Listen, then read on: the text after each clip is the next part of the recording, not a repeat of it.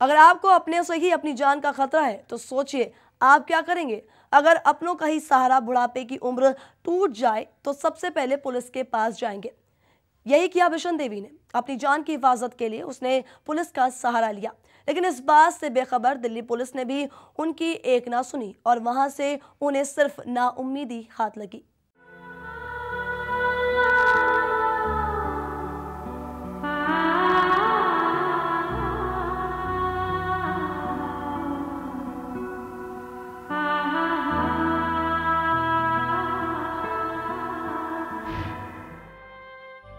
Delhi police सदैव आपके साथ, यही सोचकर बिशन देवी ने पुलिस में अपनी सुरक्षा की गुहार लगाई।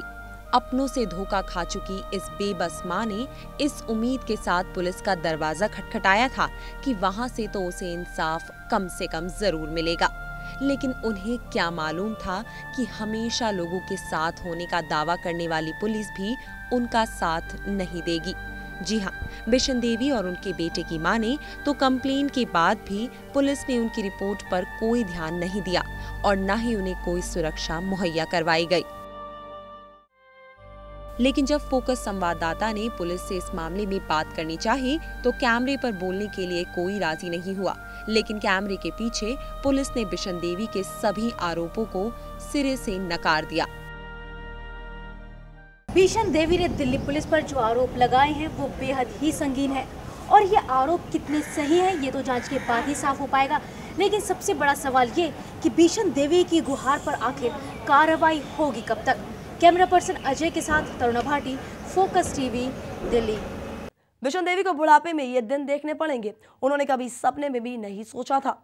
किसी जमाने में बिशन देवी के घर देश के पहले प्रधानमंत्री जवाहरलाल नेहरू का आना जाना था, लेकिन आज वो सरकार को अपनी इस हालत के बारे में बता कर थक गई हैं। लेकिन कोई मदद मिलना तो दूर, उनकी सुध लेने वाला भी नहीं है।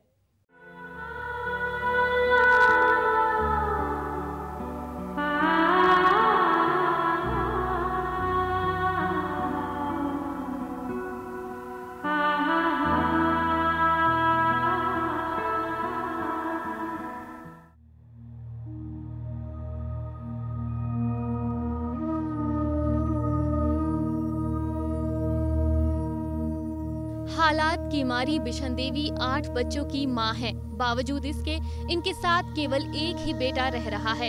इनका मन जब भी बाहरी दुनिया को देखने का होता है तो वो कभी कभी छत के छज्जे से आते जाते लोगों को देखकर अपने दिल को तसल्ली दे लेती है। 13 साल से घर से बाहर कदम न रखने वाली बिशन देवी आज राजेंद्र नगर की गलियों को भूल चुकी है। इन यादों पर डर और भय भारी पड़ता जा रहा है। उन्हें बस याद है तो कुछ ऐसे पल जो वो मरते दम तक नहीं भूल सकती। उन्हें याद है अपने हाथ के बने वो पराठे जो एक जमाने में देश के पहले प्रधानमंत्री पंडित जवाहरलाल नेहरू आए दिन उनके घर आकर खाते थे।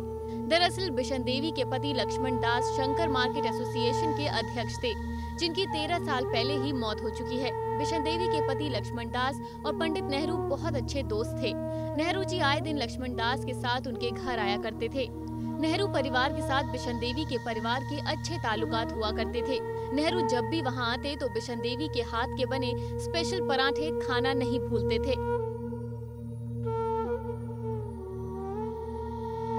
इतना ही नहीं, नेहरू जी की बेटी इंदिरा गांधी भी बिशन देवी के हाथ के बने पराठों की दीवानी थी।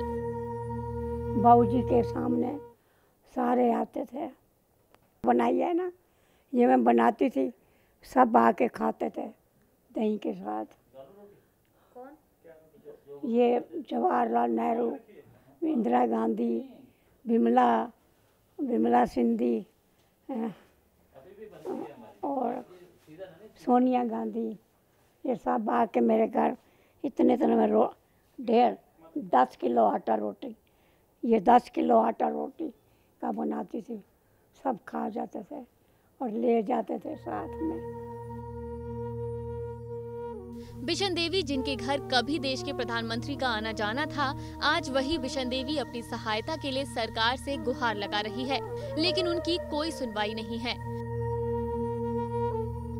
बिशन देवी ने अपने इन हालातों के बारे में देश के प्रधानमंत्री से लेकर राष्ट्रीय मानवाधिकार आयोग और महिला आयोग तक के दरवाजे खटखटाए हैं, लेकिन कहीं से कोई उम्मीद न मिलने से वो अपने जीवन से हताश हो चुकी है। उम्र के इस पड़ाव में आकर बिशन देवी कई बीमारियों से जूझ रही है। बिशन देवी को अस्थमा, गुर्दे और दिल की गंभीर बीमारी होने के बावजूद वो अपनी सेहत की बेहतरी के लिए डॉक्टर के पास नहीं जा सकती, क्योंकि बिशन देवी को यही डर सताता रहता है कि घर से बाहर निकलते ही कोई उन पर जानलेवा हमला कर सकता है। अभी कुछ दिनों पहले उनके बेटे सुरेंद्र पर भी हमलावरों ने हथौड़े से हमला किया था, जिसके बाद से बिशन देवी और भी ज्यादा भयभीत हो गई हैं। अपने अंत की इतनी भयावह तस्वीर देखकर बिशन देवी कांप उठती हैं। तरुणा भाटी के साथ स्पेशल डेस्क, फोकस टीवी। जिंदगी का हर वो लम्हा जो उस बेबस माँ की कहानी बयां करता है, लेकिन वहाँ कुछ उसके दुश्मन होते हैं। तो एक बेटा उसकी हर मुराद पूरी करने की कसम खाता है, लेकिन माँ के साथ में उसे भी अपनों का ही डर सताने लगता है। इसका भी हर पहलू आपके सामने हम पेश करेंगे, लेकिन फिर से एक छोटे से ब्रेक के बाद।